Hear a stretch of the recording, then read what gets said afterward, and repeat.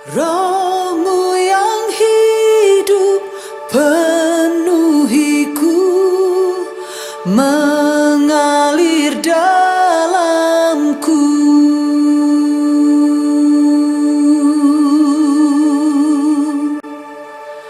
Jiwaku tenang bersamamu dalam naungan-Mu.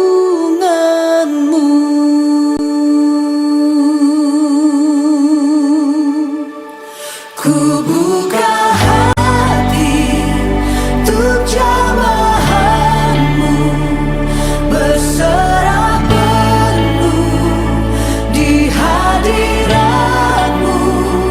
Kau ambil alih seluruh hidupku, di altar-Mu menyembah-Mu.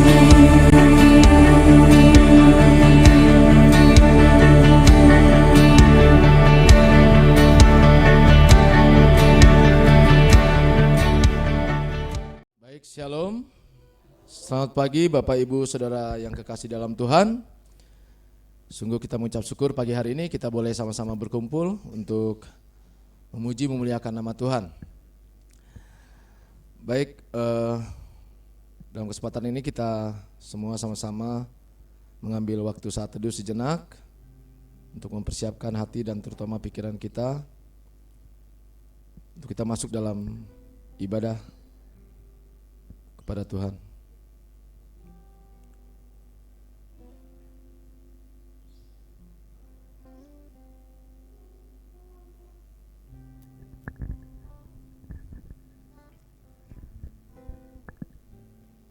Baik, kita akan menyanyikan sebuah pujian. Lebih dalam ku menyembah.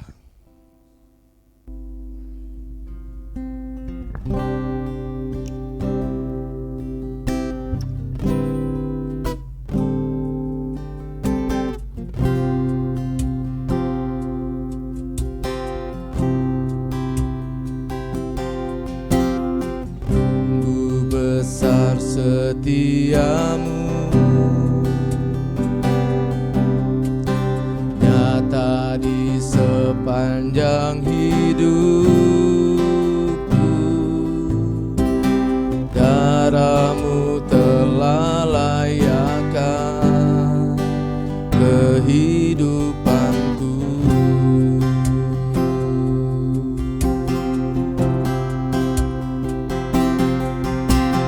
Tiada kata yang bisa lukiskan indahnya Kau Tuhan. Bagi-Mu segala pujian dan kemuliaan.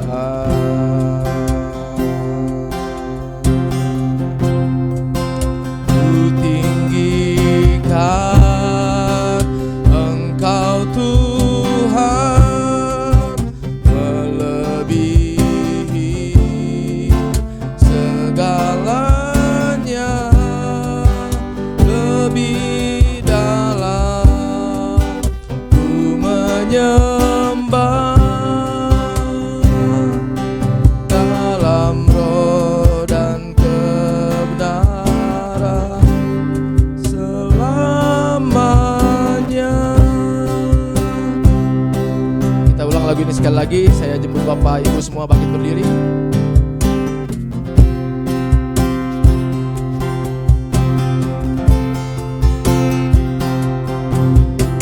Sungguh besar setiamu, nyata di sepanjang hidupku. Darah-Mu telah layakkan kehidupanku.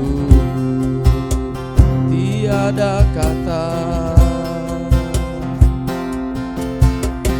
tiada kata yang bisa lukiskan indahnya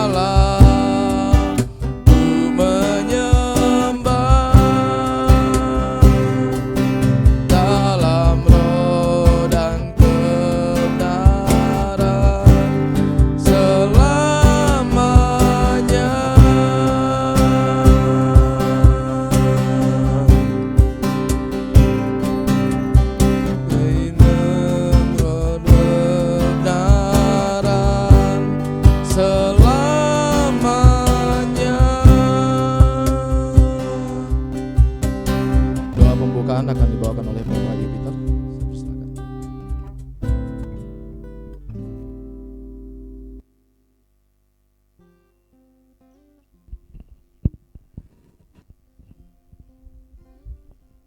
Mari kita berdoa.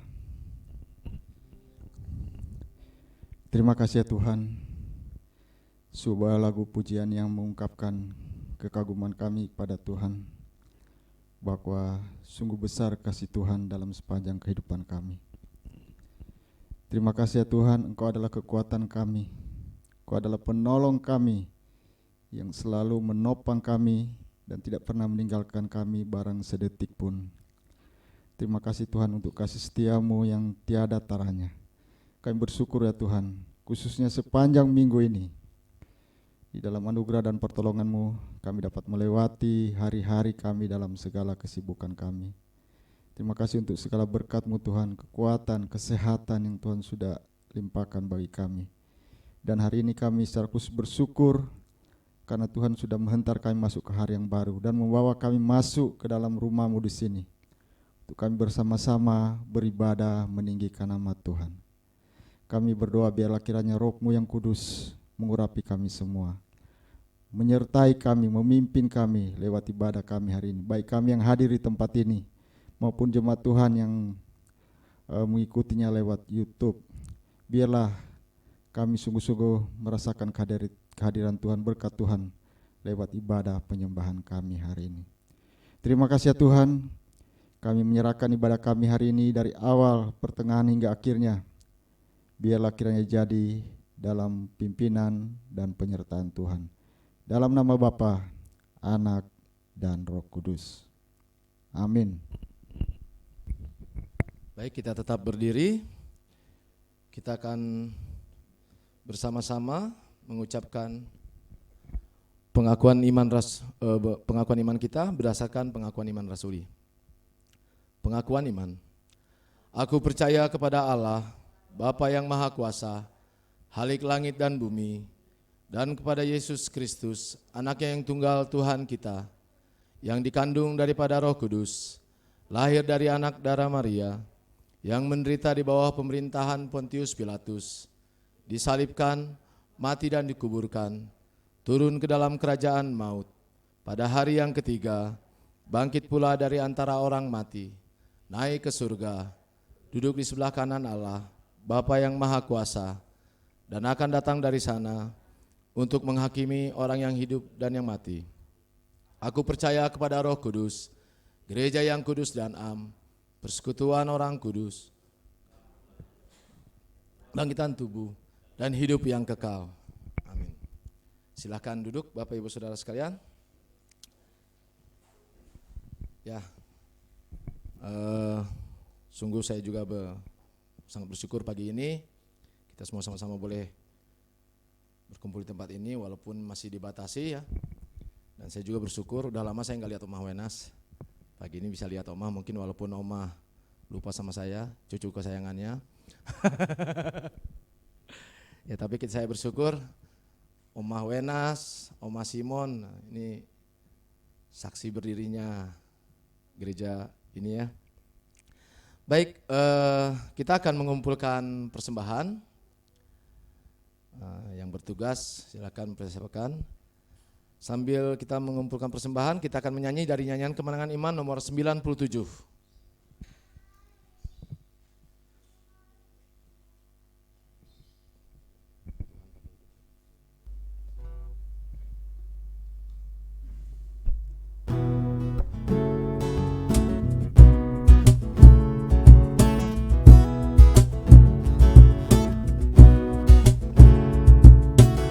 Tuhan terima hidupku dan kuduskan bagimu.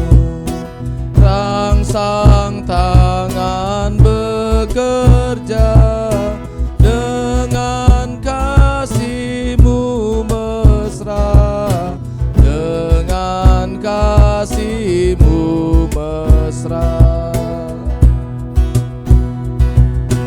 Kaki pun terimalah, atur langkah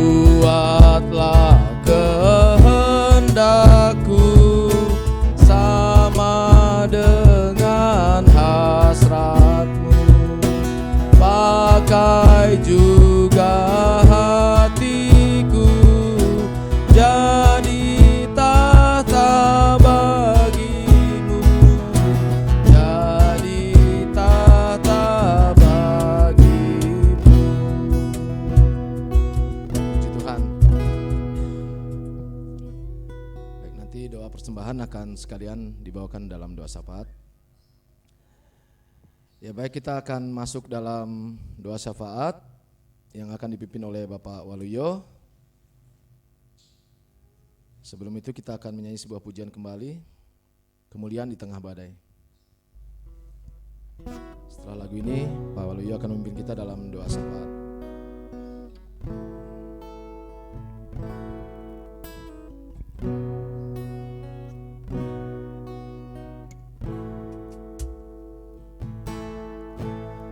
Saat ku berada di tengah gelombang, Kau ada di sana. Hadapi cobaan, lewati ujian, tangan-Mu melindungiku. Kasih-Mu menguatkanku.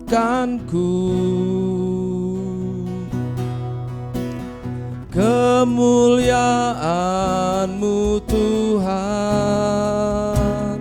pasti nyata di tengah badai. Kau pertolongan dan pengharapan, Tuhan kemenanganku. Kita akan mengulang lagu ini. Saat ku berada di tengah gelombang, saat ku berada di tengah gelombang, Kau ada di sana. Hadapi cobaan, lewati ujian, tangan-Mu melindungiku. Kasih-Mu menguatkanku. Kemuliaan-Mu Tuhan pasti nyata di tengah badai. Kau pertolongan dan pengharapan, Tuhan kemenanganku. Kemuliaan-Mu Tuhan, kemuliaan-Mu Tuhan pasti nyata di tengah badai. Kau pertolongan dan pengharapan, Tuhan kemenanganku. Kau pertolongan, Kau pertolongan dan pengharapan, Tuhan kemenanganku. Kau pertolongan dan pengharapan, Tuhan kemenanganku.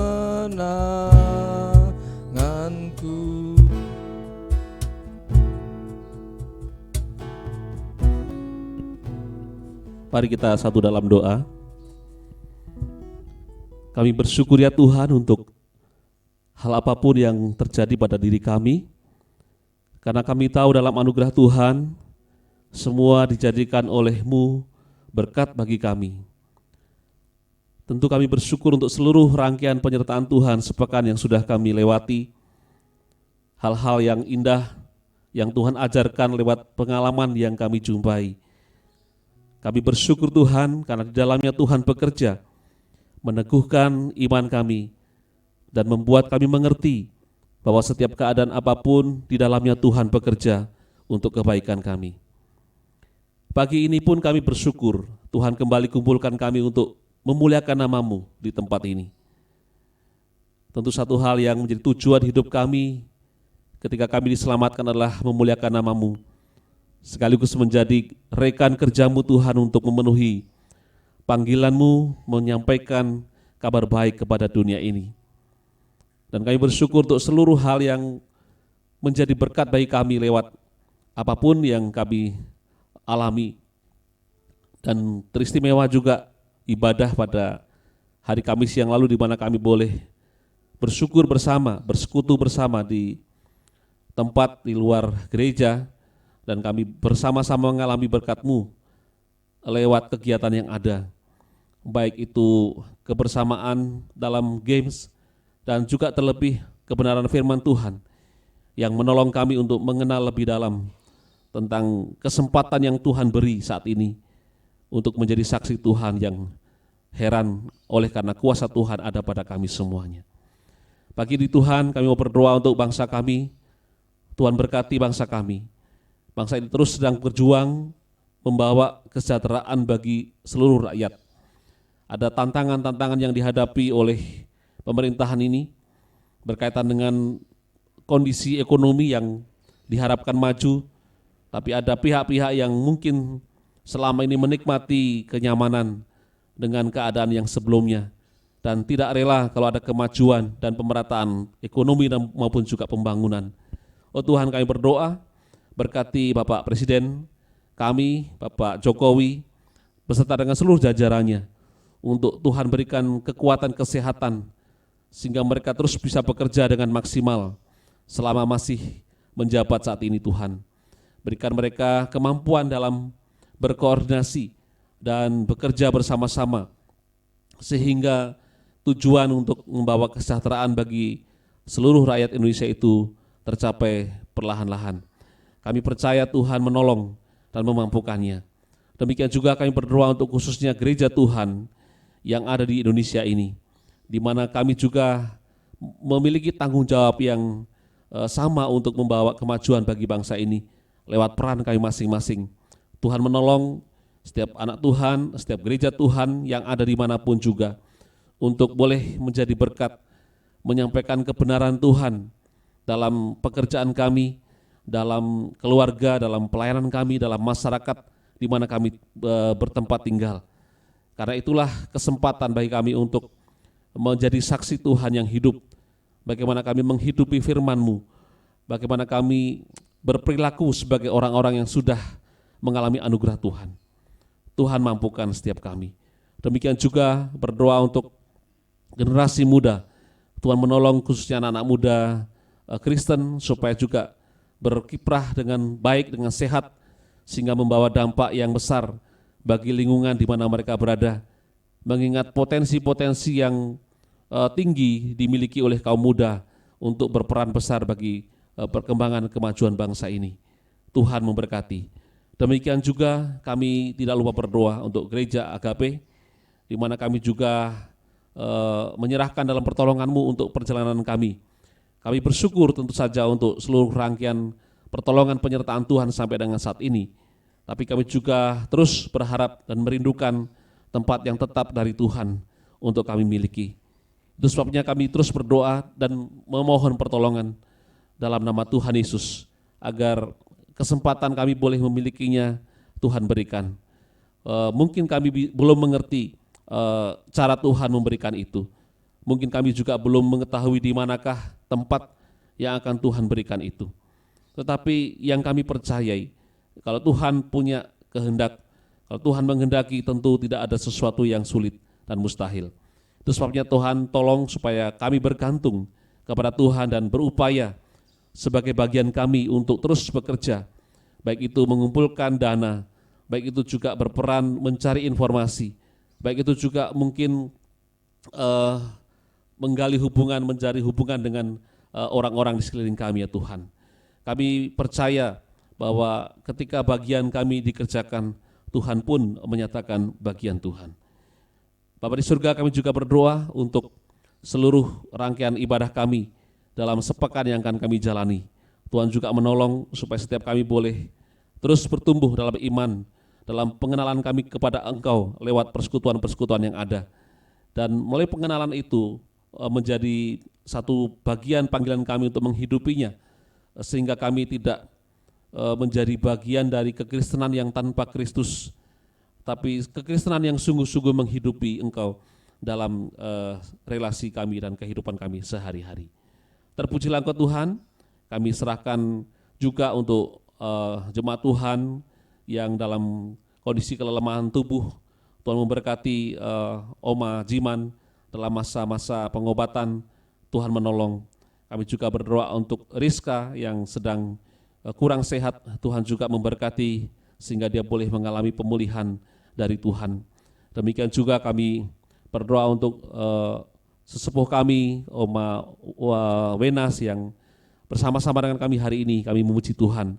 Kami terus berharap campur tangan Tuhan memberikan kekuatan khusus kepada hamba-Mu dalam kesehariannya, sekaligus juga memberikan sukacita, damai sejahtera dan ketenangan dari Tuhan, sehingga hari-harinya boleh dilewati bersama dengan Tuhan dan juga keluarga, dan Oma bisa bekerja sama dengan seluruh keluarga yang merawatnya. Kami juga berdoa untuk Oma Simon, Tuhan memberkati juga Oma dalam keseharian dan kesehatannya. Demikian juga Oma Wayan yang Tuhan juga menolong keberadaannya dan Tuhan berikan kekuatan khusus kepadanya. Terpujilah Tuhan, sementara kami di tempat ini sebentar akan menikmati kebenaran firman Tuhan. Tuhan juga persiapkan kami semua sehingga kami boleh mengalami pengenalan yang ditambahkan, memperlengkapi diri kami untuk berjalan bersama dengan Tuhan di dalam hidup kami. Sekaligus kami juga berdoa untuk persembahan yang sudah diberikan. Biarlah persembahan ini boleh menjadi sarana yang Tuhan pakai untuk mengembangkan pelayanan di gereja ini. Tangan-tangan yang sudah terulur memberi, Tuhan juga memperhitungkannya, dan kami percaya berkat Tuhan turun atas setiap tangan yang telah terulur memberi untuk pelayanan pekerjaan Tuhan ini. Inilah doa syukur permohonan kami Tuhan. Kami alaskan seluruhnya demi nama Tuhan Yesus. Amin.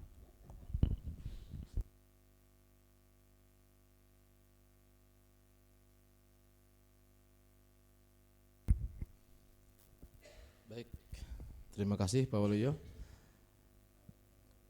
Tiba saatnya kita akan mendengarkan pemberitaan firman Tuhan yang akan dibawakan oleh Bapak Yupiter Spaya.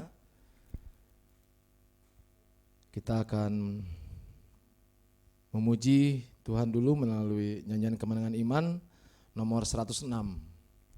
Dapat Tuhan Yesus, dapat semuanya. Nah, kita akan menyanyikannya ayat 1, baru ayat 2, kemudian refren. Ayat 3, ayat 4, baru refren. Jadi dua ayat refren, 2 ayat refren. Kalau di Kalam Hidup lagu ini cukup ini ya, cukup memberi pengharapan. Karena ada beberapa cerita, ada beberapa rekan kami setelah betul-betul bertobat gitu ya, dia selalu bilang, oh saya setelah dapat Tuhan Yesus baru saya dapat semua, istri dapat, rumah dapat. Jadi lagu ini cukup ini di kalangan kami di sana. Baik, kita akan menyanyikan ini, dapat Tuhan Yesus, dapat semuanya.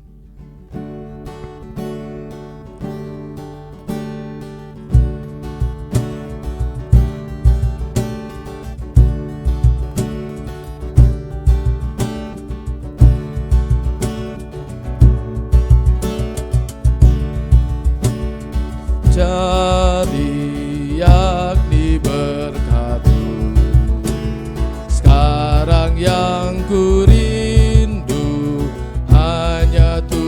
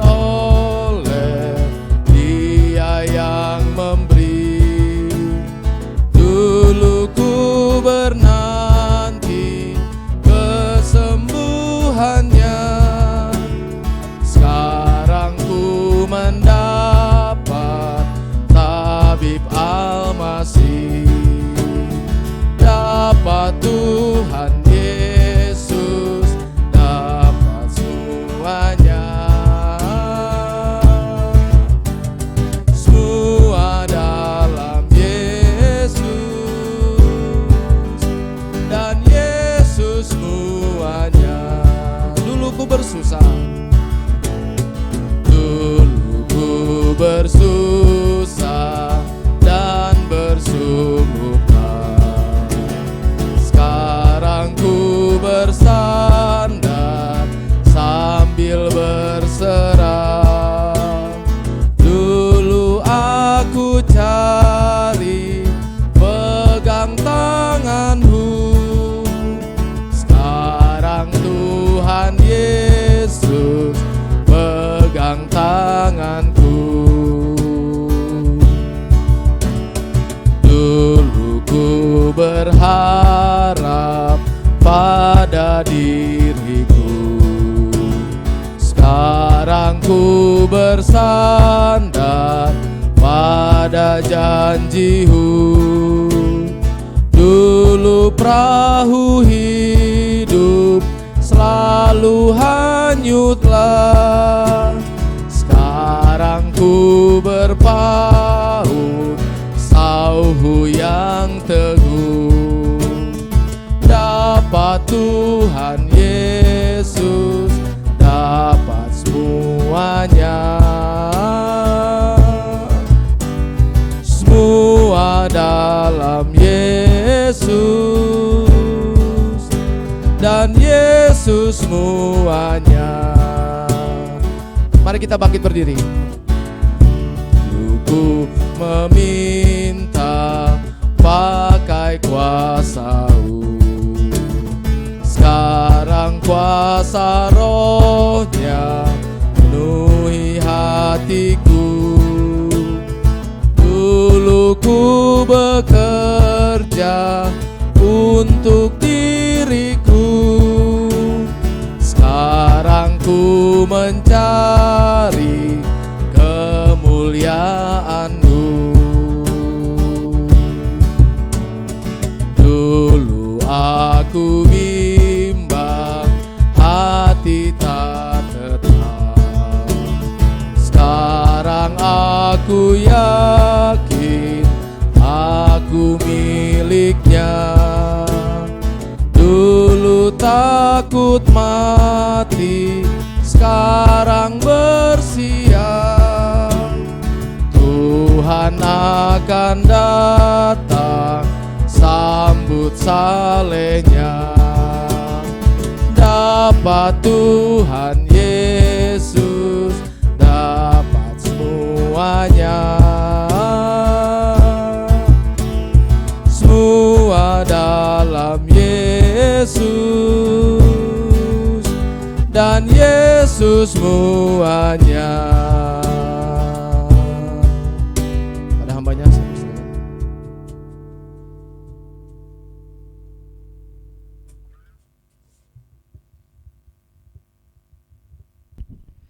Mari kita berdoa. Saat ini kami menyiapkan hati kami ya Tuhan, untuk diisi oleh kebenaran-Mu. Kami berdoa biarlah kiranya Roh-Mu yang kudus membukakan pengertian kami, sehingga lewat renungan firman Tuhan hari ini ada kebenaran baru yang bisa kami terima, dan itu menjadi kekuatan bagi kami, menjadi penopang kehidupan kami untuk kami menjalani hidup ke depan bersama dengan Tuhan. Berkati ya Tuhan seluruh jemaat-Mu, biarlah lewat firman Tuhan hari ini kami semakin dimotivasi untuk hidup berpengharapan di dalam Tuhan. Hamba-Mu yang penuh dengan kelemahan ini Tuhan, kiranya Tuhan pakai menjadi saluran berkat firman Tuhan hari ini. Terima kasih ya Tuhan, kami mau menyambut firman-Mu di dalam nama Tuhan Yesus. Amin. Bapak Ibu silakan duduk. Shalom. Puji Tuhan, syukur hari ini kita dapat beribadah kepada Tuhan, dan secara khusus kita diberi kesempatan oleh Tuhan untuk merenungkan satu bagian firman Tuhan. Masih dalam tema khotbah kita bulan Mei, kepenuhan hidup dalam Kristus. Saya ingin mengajak kita semua membaca firman Tuhan dari Perjanjian Lama, 1 Samuel pasal 1 ayat 1 sampai ayat yang ke-28. 1 1 Samuel pasal 1 ayat 1 sampai ayat yang ke-28. Pada kesempatan ini saya akan membacakannya ayat 1 sampai 10 dan kemudian ayat 20, tapi kita akan melihat konteksnya dari keseluruhan pasal ini, yaitu ayat 1 sampai 28. Baik, Bapak Ibu yang sekalian, silakan Bapak Ibu nyimak di Alkitab masing-masing. Saya akan bacakannya bagi kita semua. Firman Tuhan berbunyi demikian. Ada seorang laki-laki dari Ramathaim Sofim, dari pegunungan Efraim, namanya Elkana bin Yeroham bin Elihu bin Tohu bin Sub, seorang Efraim. Orang ini mempunyai 2 istri, yang seorang bernama Hana dan yang lain bernama Penina. Penina mempunyai anak, tetapi Hana tidak. Orang itu dari tahun ke tahun pergi meninggalkan kotanya untuk sujud, menyembah dan mempersembahkan korban kepada Tuhan semesta alam di Silo. Di sana yang menjadi imam Tuhan ialah kedua anak Eli, Hofni dan Pinehas. Pada hari Elkana mempersembahkan korban, diberikannya kepada Penina istrinya dan kepada semua anaknya yang laki-laki dan perempuan, masing-masing sebagian. Meskipun ia mengasihi Hana, ia memberikan kepada Hana hanya 1 bagian, sebab Tuhan telah menutup kandungannya. Tetapi madunya selalu menyakiti hatinya, supaya ia gusar, karena Tuhan telah menutup kandungannya. Demikianlah terjadi dari tahun ke tahun. Setiap kali Hana pergi ke rumah Tuhan, Penina menyakiti hati Hana, sehingga ia menangis dan tidak mau makan. Lalu Elkana suaminya berkata kepadanya, Hana, mengapa engkau menangis dan mengapa engkau tidak mau makan? Mengapa hatimu sedih? Bukankah aku lebih berharga bagimu daripada 10 anak laki-laki?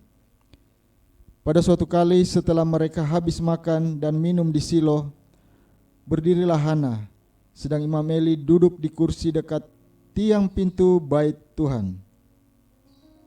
Dan dengan hati pedih ia berkata kepada Tuhan sambil menangis terseduh-seduh. Kemudian ayat yang ke-20. Maka setahun kemudian mengandunglah Hana dan melahirkan seorang anak laki-laki.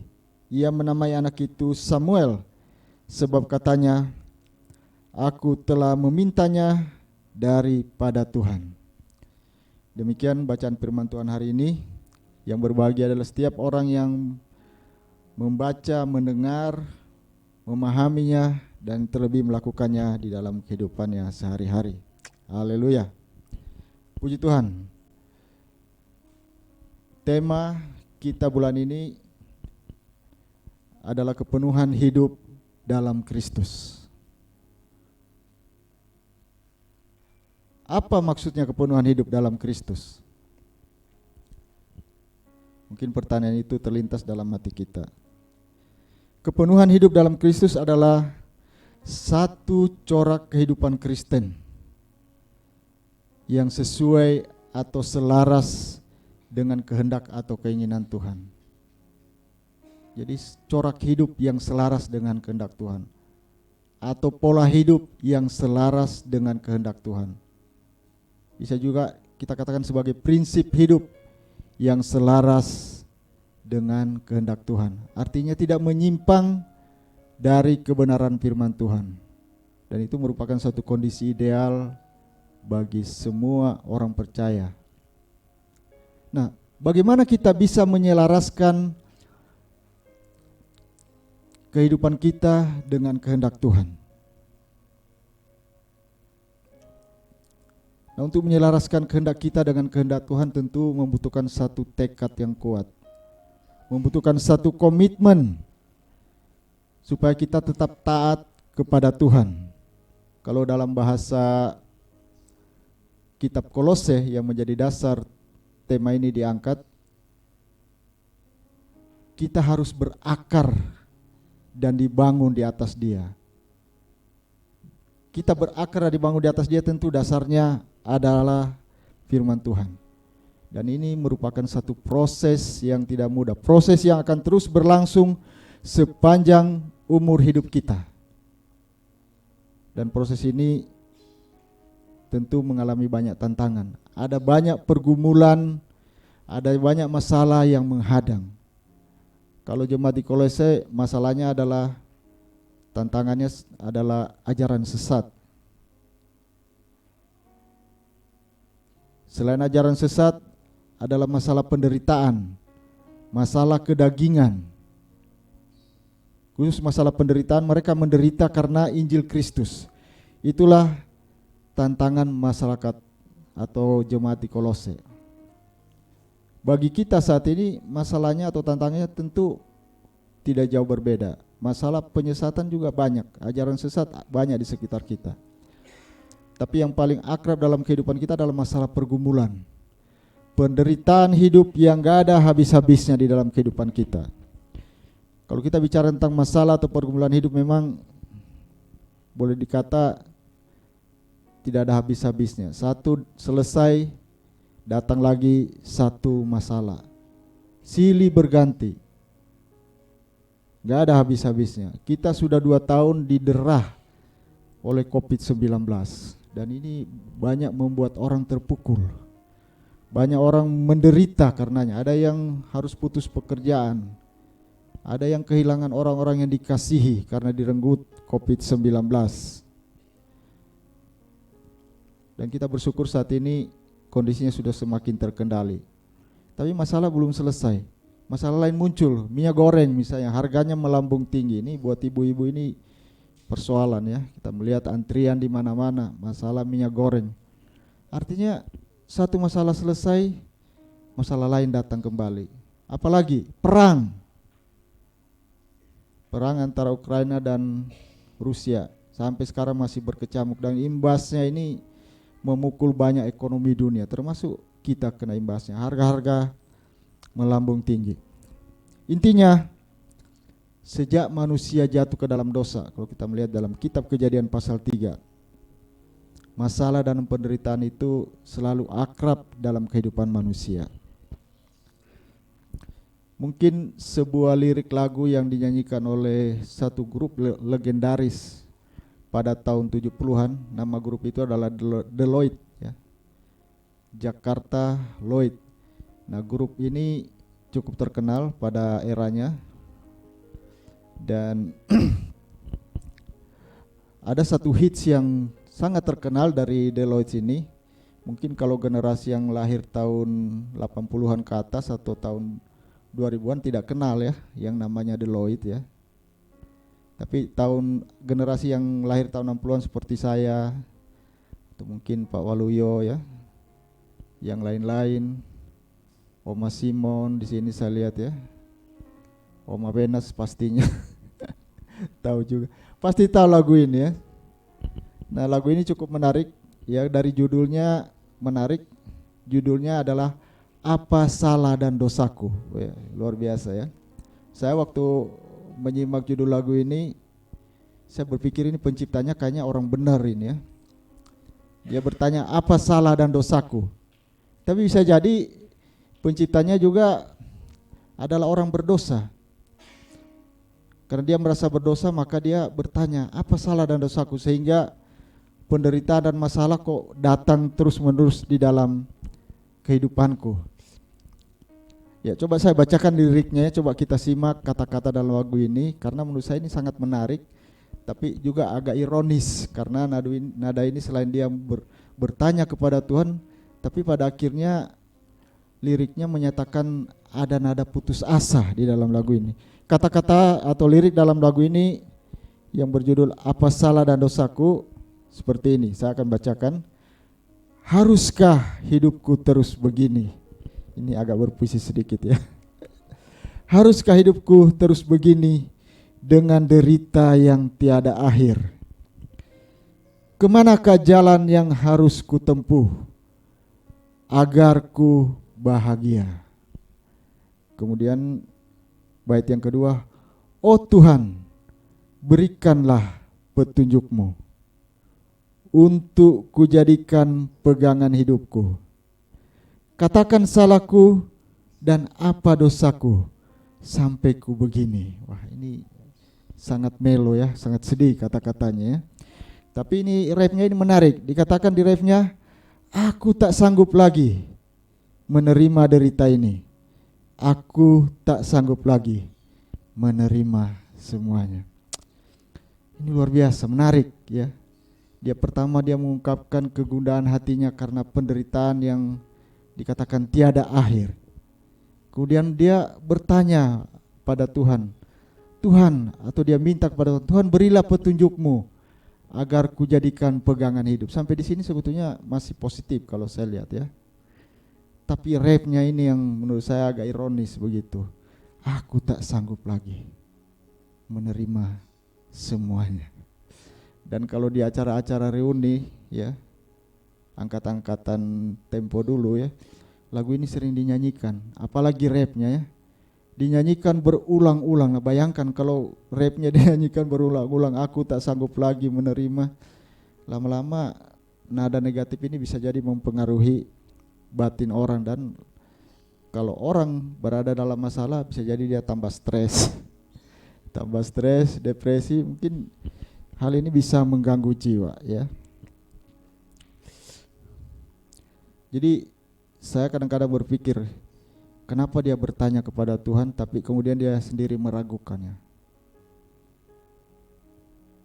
Kemudian dia harus mengatakan aku tak sanggup lagi. Harusnya kalau orang bertanya Tuhan, harusnya dia optimis bahwa di dalam Tuhan ada jalan keluar. Tapi lagu ini secara jujur mengungkapkan tentang realitas hidup manusia yang memang tidak pernah sepi dari masalah. Ada pepatah mengatakan hidup adalah sebuah perjuangan. Hidup adalah sebuah perjuangan yang harus diusahakan oleh setiap orang. Berjuang untuk mengatasi masalah, berjuang supaya dia survive atau hidup bahagia di dalam kehidupannya. Nah, di dalam perjuangan hidup tentu saja ada yang berhasil, tapi tidak sedikit juga yang gagal dalam kehidupannya. Nah, bagaimana dengan kehidupan kita sebagai orang Kristen? Kehidupan beriman kita di dalam Kristus, apakah kita gagal atau kita berhasil? Saya kira hal yang sama terjadi ya. Di dalam pergumulan kita untuk hidup sesuai dengan standar Tuhan, seperti tema kita, kepenuhan hidup dalam Kristus.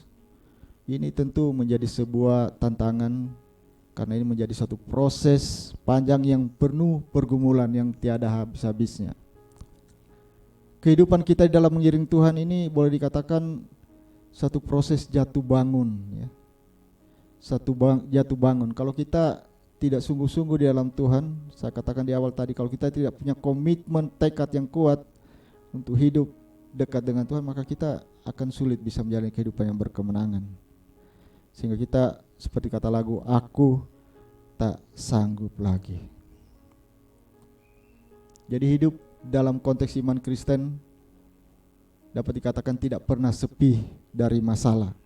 Masalah selalu ada. Nah, pertanyaannya bagi kita adalah bagaimana kita mengalami kepenuhan hidup dalam Kristus di tengah pergumulan hidup yang banyak masalah. Nah, renungan kita hari ini atau bacaan firman Tuhan hari ini mengantar kita berjumpa dengan satu sosok yang bernama Hana. Hana ini adalah sosok ibu rumah tangga yang sederhana, tapi hidupnya dipenuhi dengan penderitaan. Dia menderita, tetapi Hana ini kemudian mengalami kemenangan di dalam Tuhan. Dia lepas dari penderitaan yang menerpa dia bertahun-tahun. Siapa Hana ini sebenarnya? Kalau kita melihat dalam bacaan kita, di sini dijelaskan bahwa ayat 2, Hana ini adalah istri dari Elkana. Dan Hana ini adalah seorang perempuan yang punya problem yang serius, yaitu masalah kemandulan. Mandul pada zaman itu merupakan satu aib sehingga seringkali menjadi bahan pergunjingan orang. Dan ini sangat melukai hati Hana. Bertahun-tahun tidak punya anak, Elkana merasa, wah, rumah ini jadi sepi. Tidak ada tawa, tangis anak, rumah menjadi sepi. Oleh karena itu Elkana berinisiatif atau berpikir mungkin kehadiran seorang anak akan membuat rumah ini menjadi ceria. Akhirnya dia menikahi seorang gadis yang bernama Penina. Tujuannya adalah supaya apa? Supaya ada anak yang hadir di tengah kehidupan keluarga ini, di tengah kehidupan keluarga Elkana, supaya rumah tidak sepi. Dan betul, setelah dia menikahi Penina, kemudian Penina ini hamil dan lahirlah seorang anak. Apakah dengan kehadiran seorang anak, masalah di rumah, masalah Hana itu selesai? Kalau kita membaca dalam bacaan kita, ternyata tidak. Justru masalah Hana ini, masalah kemandulan Hana ini tidak bisa diselesaikan dengan kehadiran anak dari Penina. Bahkan kalau kita melihat dalam ayat 6-7, kondisi Hana semakin parah. Kenapa? Karena Penina madunya atau istri kedua dari Elkana ini dikatakan selalu menyakiti dan membuat hati Hana gusar, sehingga Hana menangis dan tidak mau makan. Dan ini bukan berlangsung sebentar, ini berlangsung lama dari tahun ke tahun. Kalau kita membandingkan nasib Hana ini mungkin sama dengan cerita sinetron ya. Kalau ibu-ibu terutama ya yang menonton sinetron atau film pendek di televisi, setiap hari ada film yang berjudul Suara Hati Istri ya. Jeritan hati seorang istri.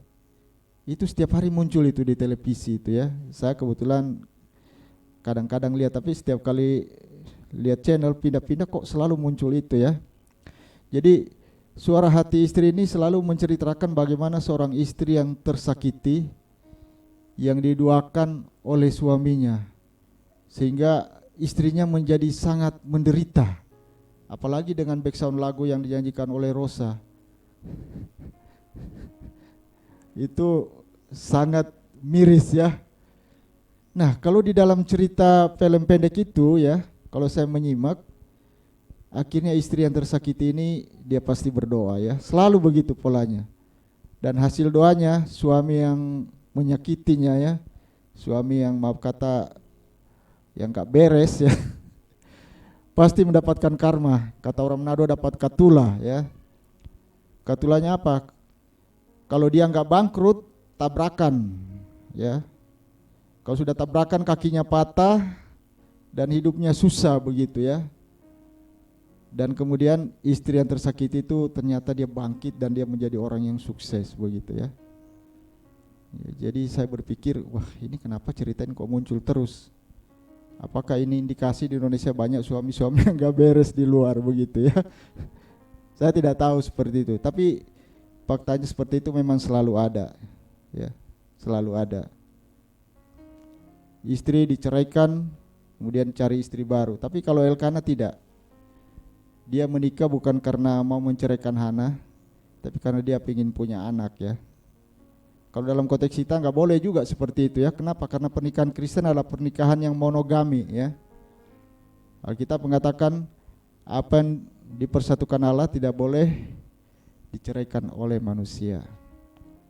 Nah, Hana tetap menjadi istri dari Elkana.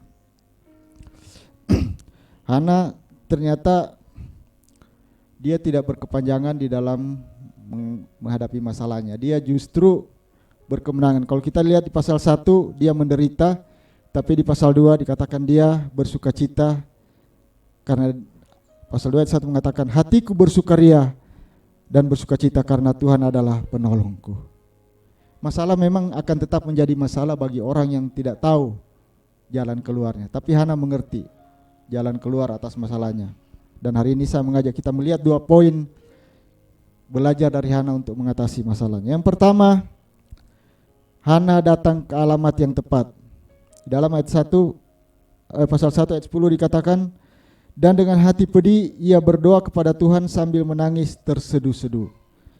Jadi Hana datang kepada Tuhan.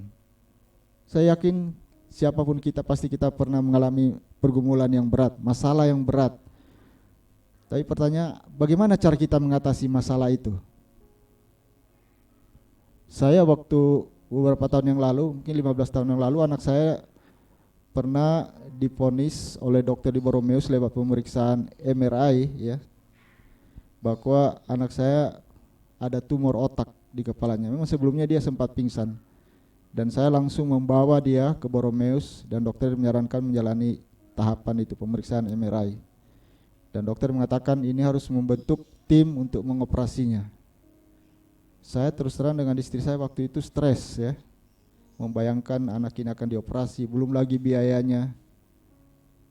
Nah kemudian saya berpikir, aduh bagaimana jalan keluarnya. Jujur waktu itu saya pertama memang terpikir langsung ke rumah sakit, tidak berpikir minta petunjuk atau berdoa kepada Tuhan. Berapa hari kemudian saya ke gereja, waktu itu di Cianjuang, di pastori, saya bersaksi depan jemaat dan minta didoakan tentang pergumulan kami. Dan waktu pulang dari ibadah, seorang ibu ya, Ibu Sophie, dia bilang, Pak jangan percaya begitu saja dengan diagnosa dokter, coba cari pendapat kedua atau second opinion. Coba misalnya pergi ke dokter THT yang terkenal katanya di Bandung, dia tunjuk dokternya itu, dan kami akhirnya mendaftar dan pergi ke sana. Mungkin pertanyaan bagi kita, salahkah kita bergegas ke rumah sakit untuk mencari kesembuhan? Saya kira tidak salah, dan itu bukan dosa, karena banyak juga dokter-dokter yang dipakai Tuhan secara luar biasa untuk menyembuhkan orang ya. Jadi kita tidak salah pergi ke rumah sakit. Tapi mungkin pertanyaan bagi kita, ketika kita menghadapi satu masalah atau tantangan berat di dalam kehidupan kita, siapakah yang pertama yang harus kita tanyakan? Atau kemanakah kita pertama harus datang? Pada manusiakah atau kepada Tuhankah? Saya waktu itu langsung datang kepada manusia ya. Tapi setelah saya melihat begitu beratnya pergumulan ini, baru saya teringat kepada Tuhan. Dan lewat informasi dari ibu yang saya sebutkan tadi, akhirnya kami pergi ke dokter itu, dan dokter melihat hasil MRI. Pertama dia bilang, "Nggak usah takut Pak," sebelum dia lihat hasil MRI setelah mendengar cerita kami. Bagi Tuhan pasti selalu ada jalan keluar yang seberat apapun. Kemudian dia melihat hasil MRI, dia bilang, wah ini sepertinya teman-teman sejawat saya di rumah sakit Boromeus salah membaca hasil, dia bilang. Jadi ini sebetulnya bukan tumor, tapi ini hanya sinus di belakang telinga, dan ini cukup diobati saja katanya. Ini silakan minum obat, nanti kalau sudah obatnya selesai dan tidak ada keluhan tidak usah datang. Dan puji Tuhan, sampai hari ini sudah 15 tahun lebih anak kami tetap sehat. Jadi dari sini kami mendapatkan satu pelajaran bahwa ketika kita ada dalam masalah mencari Tuhan, maka ada jalan keluar. Tuhan menunjukkan penanganan medis yang tepat. Yeremia 33 ayat 3 mengatakan, berserulah kepadaku, maka aku akan menjawab engkau. Banyak orang mengatakan ini adalah telepon Tuhan, ini adalah alamat Tuhan. Artinya ketika kita berada dalam satu kesulitan, jangan ragu-ragu hubungi Tuhan. Datanglah kepada Dia, karena di dalam Tuhan pasti ada jalan keluar. Hana dalam kesulitannya yang berat, dia datang ke alamat yang tepat. Dia bukan datang ke dokter kandungan. Mungkin pada saat itu tidak ada dokter kandungan, tapi dia datang mencari Tuhan. Ayat 10 mengatakan, dan dengan hati pedih ia berdoa kepada Tuhan sambil menangis terseduh-seduh. Hana memang tidak mengerti mengapa ia mandul.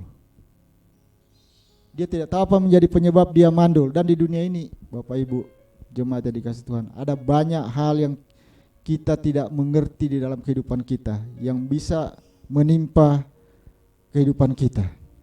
Banyak hal yang tidak bisa kita pahami, sehingga membuat kita bertanya-tanya, mengapa hal ini terjadi dalam kehidupan saya? Atau apa sebabnya ini terjadi dalam kehidupan saya? Dan sejujurnya kadang-kadang pertanyaan-pertanyaan seperti ini tidak mudah dijawab.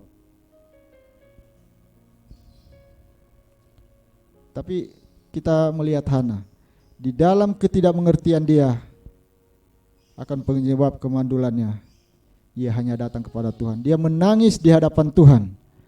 Dan kita melihat Tuhan menjawab doanya. Di pasal 2 ayat 1 dikatakan dia bersuka cita karena doa dijawab oleh Tuhan.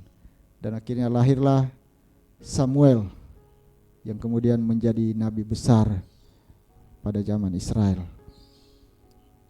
Jadi Bapak Ibu yang dikasihi Tuhan, saya yakin kehidupan kita pasti diwarnai dengan dinamika kehidupan. Ada pasang surut dalam kehidupan kita. Tapi seberat apapun, serumit apapun masalah yang kita hadapi, prinsip yang ditempuh oleh Hana seharusnya menjadi pedoman kita juga. Datanglah ke alamat yang tepat. Alamat tersebut ada pada seorang yang berkata, "Akulah jalan kebenaran dan hidup." Yohanes 14 ayat 6. Dia adalah Yesus, Tuhan yang kita sembah. Di dalam dia pasti ada jalan keluar atas masalah. Ada solusi yang tuntas atas masalah apapun yang kita hadapi. Jadi alamat yang tepat ketika kita bergumul dengan kehidupan kita adalah kita datang kepada Tuhan. Yang kedua, Hana datang membawa permohonan pribadinya atau kebutuhannya kepada Tuhan. Ayat 17 mengatakan, jawab Eli, pergilah dengan selamat dan Allah Israel akan memberikan kepadamu apa yang engkau minta daripadanya. Membawa permohonan pribadi kepada Tuhan bukanlah hal yang salah. Alkitab tidak melarang sama sekali untuk kita datang membawa permohonan kita kepada Tuhan. Bahkan Tuhan Yesus sendiri menganjurkan, menyarankan. Matius 7 ayat 7 mengatakan, mintalah maka akan diberikan kepadamu. Kemudian Yohanes 14 ayat 14 mengatakan, jika kamu meminta sesuatu kepadaku dalam namaku, aku akan melakukannya. Dua ayat ini dan banyak ayat-ayat lainnya dalam Alkitab yang berisi janji firman Tuhan dapat dikatakan merupakan satu rekomendasi dari Tuhan agar kita datang kepada Dia ketika mengalami satu pergumulan. Kita datang untuk mengajukan permohonan kepada Allah melalui Tuhan Yesus. Maka Yesus mengatakan, menjamin, maka aku akan menjawab engkau. Dan Hana mengerti prinsip ini. Karena itu dia datang ke rumah Allah di Silo untuk mengajukan permohonan kepada Tuhan agar diberi seorang anak laki-laki. Hana datang ke alamat yang tepat sehingga permohonannya dijawab oleh Tuhan. Permohonannya diteguhkan oleh Imam Eli yang berkata dalam ayat 17, pergilah dengan selamat, Allah Israel akan memberikan kepadamu apa yang engkau minta. Dan kita melihat hasilnya di dalam ayat 20. Maka setahun kemudian mengandunglah Hana dan melahirkan seorang anak laki-laki. Ia menamai anak itu Samuel, sebab katanya, aku telah meminta kepada Tuhan. Luar biasa. Dia datang ke alamat yang tepat. Biar kiranya sikap Hana yang datang ke alamat tepat ini juga menjadi motivasi bagi kita. Mungkin kita punya banyak masalah. Mungkin ada pergumulan-pergumulan dalam kehidupan kita. Tuhan tahu apa yang menjadi pergumulan kita. Oleh karena itu, mari kita datang membawa semua pergumulan kepada Tuhan. Kita datang ke alamat yang tepat, membawa pergumulan pribadi kita. Pergumulan apapun, masalah apapun, naikkanlah permohonan doa kepada Tuhan seperti Hana. Dia menangis di hadapan Tuhan dan kemudian Tuhan menjawab. Ketika kita bergumul dalam masalah, yakinlah bahwa di dalam Tuhan ada jawaban dan Tuhan menjawab doa-doa kita tepat pada waktunya. Hidup dalam kepenuhan dengan Kristus adalah hidup yang bergantung kepada Tuhan. Jadi jangan kita mengandalkan kekuatan kita dalam menjalani kehidupan ini. Jangan kita andalkan kekuatan sendiri, karena kita sebagai manusia sangat terbatas dalam segala hal. Dan kita juga jangan mengandalkan manusia, karena manusia pasti terbatas dan bisa jadi juga mengecewakan Tuhan. Hidup dalam kepenuhan dengan Kristus adalah hidup yang bergantung kepada Tuhan, taat dan percaya akan janji Tuhan dalam firman-Nya. Maka seberat apapun pergumulan hidup yang kita alami, kita akan berkemenangan. Kita akan dimampukan untuk menjalani kehidupan karena Tuhan adalah sumber pertolongan kita. Amin. Bapak Ibu yang kekasih dalam Tuhan, mari kita berdoa sekaligus bersyukur atas firman Tuhan dan berdoa untuk mengakhiri ibadah kita pada hari ini. Mari kita berdoa. Bapa di surga, kembali kami datang, kami menaikkan syukur kepada Tuhan atas firman Tuhan yang sudah menyegarkan kami, bahkan meneguhkan kami, memberikan keyakinan yang pasti bagi kami bahwa dalam menjalani kehidupan ini kami tidak sendirian, karena ada Tuhan yang menjadi penopang kehidupan kami.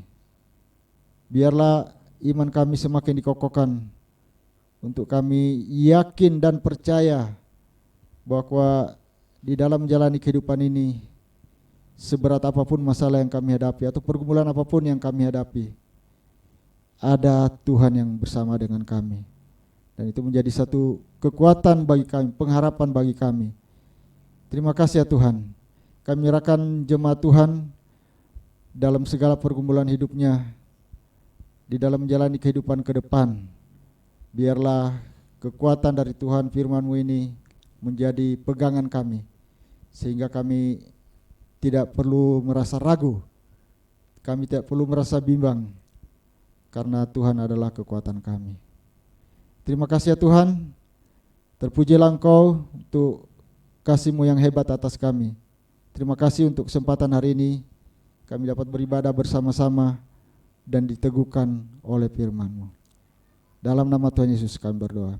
Bapak Ibu jemaat yang dikasihi Tuhan, saya undang kita bangkit berdiri.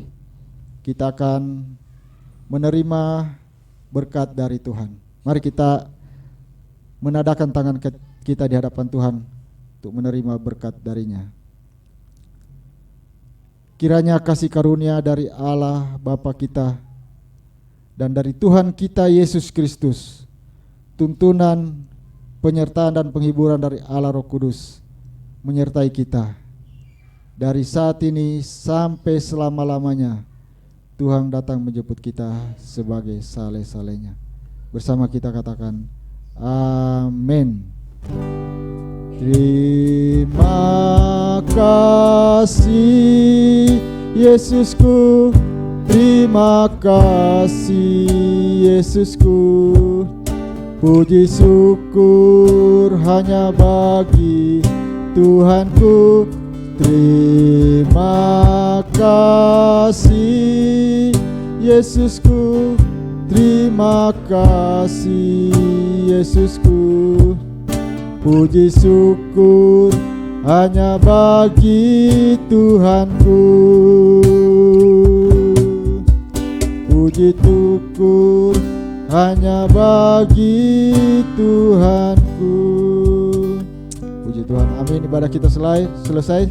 Tuhan berkati kita semua. Silakan Bapak Ibu duduk kembali untuk mengambil saat teduh.